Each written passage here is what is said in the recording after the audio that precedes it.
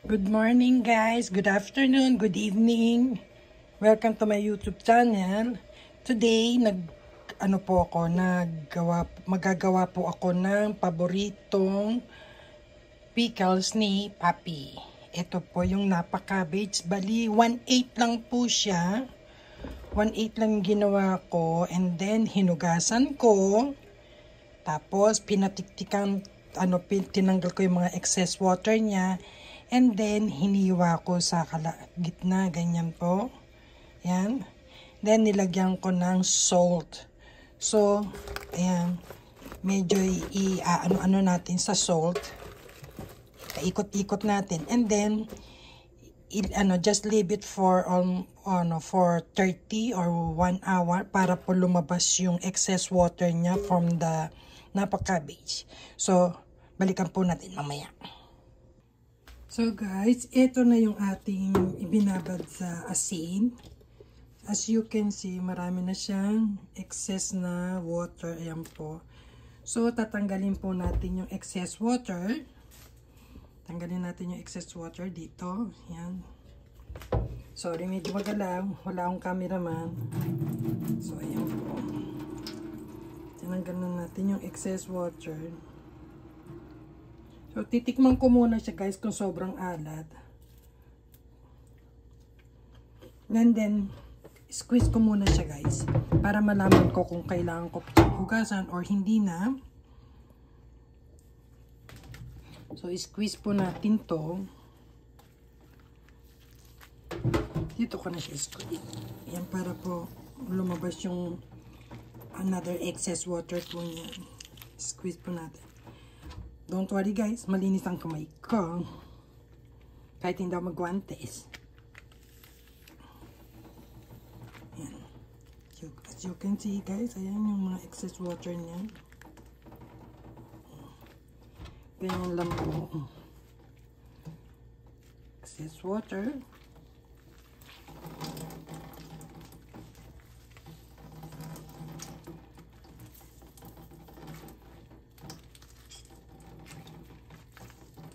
Ito kasi yung paboritong pickles ni Papi.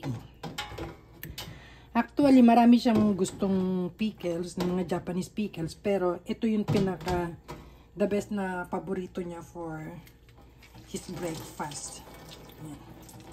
So, kailangan ko talagang gumawa nito palagi para sa breakfast niya.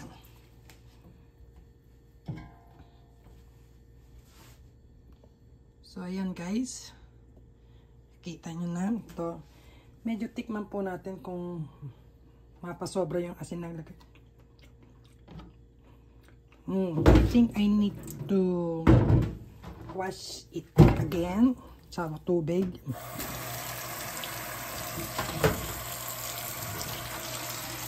Para matanggal po yung extra alat niya.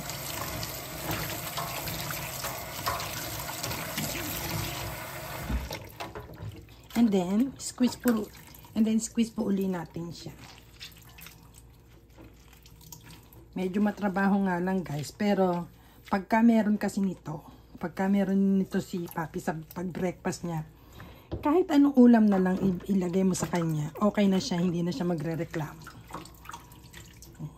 And at saka healthy naman to, diba? Yun nga lang, medyo matrabaho. Pero after naman nito, during breakfast naman, hindi na ako hirap mag-isip ko anong iluluto ko para sa kanya. Meron lang siya diyang itlog or isang pirasong isda o kaya yung mga yung nori, yung seaweed, yung dry seaweed. Kung tawagin natin, yung nori.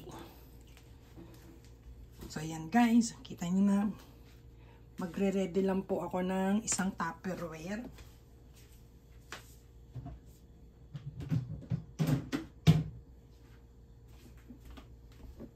So, dito guys, ilalagay ko lang siya dito sa isang Tupperware. Lagay ko lang siya dito.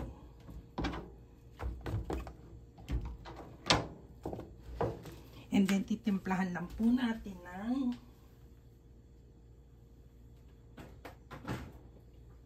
Ay, wala na pala yung nasa bote ko.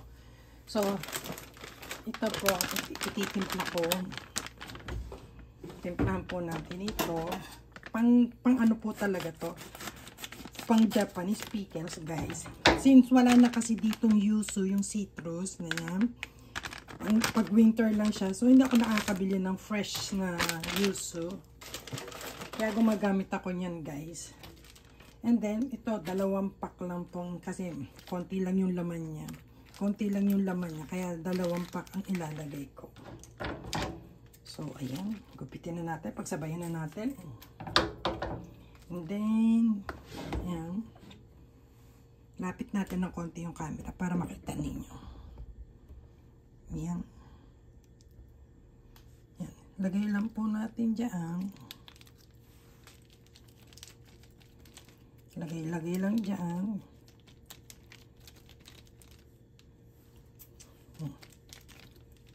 And then, medyo bali-baliktarin lang po natin siya. Yung pinaka, makapal na parts, lagay po natin sa ilalim. Tapos yung mga dahon-dahon, lagay na lang natin sa ibabaw. So, ganyan lang siya, guys. And then, natin. Ang ginagawa ko dito, guys, medyo inaalog-alog ko siya para yung ano niya, alog-alog lang. And then, lagay ko lang po siya sa ref and wait po ako ng mga 2 to 3 days. Maano na yung malasa na yan, guys. So, ito, guys, yung dati kong ginawa. Ayan po. Ganyan ang itsura niya. Hihiwain ng malit. And, ayan, as you can see, medyo nagtutubig pa rin siya. Kaya kailangan chinecheck ko siya. Hinabawas. Ang ano po nito, ilalagay lang siya sa isang maliit na platito. Ang ganito para sa breakfast ni Papi. Ganyan lang. And then, make sure na ito, guys, hindi ko na siya pwedeng kamain. Kasi madali na siyang masisira dahil na-squeeze ko na siya. Hiniwa ko ng maliliit na, and then, in-squeeze ko ulit siya. Tapos, ganyan lang po siya, guys, for breakfast ni Papi. Ganyan. Ganyan lang po, guys. And then, lagyan lang po ng konting toyo sa ibabaw. Konting-konti lang kasi may lasa na siya. So, ayan. And then, ito pong katsuobushi or fish flakes. Fish flakes po ilalagay. Ganyan po. So, ayan. Ganyan po ang breakfast ni Papi with another, halimbawa, let's say, itlog, 1 egg, or yung fresh egg, or yung boiled egg, anything basta egg. Tapos ito, tsaka yung yung nori, o kaya mayroon ka dyang inihaw na isda. Solved na si Papi. Yan ang kanyang favorite for breakfast. I hope you like this this video, guys. Please like and subscribe with my channel. Thank you. Bye. God bless.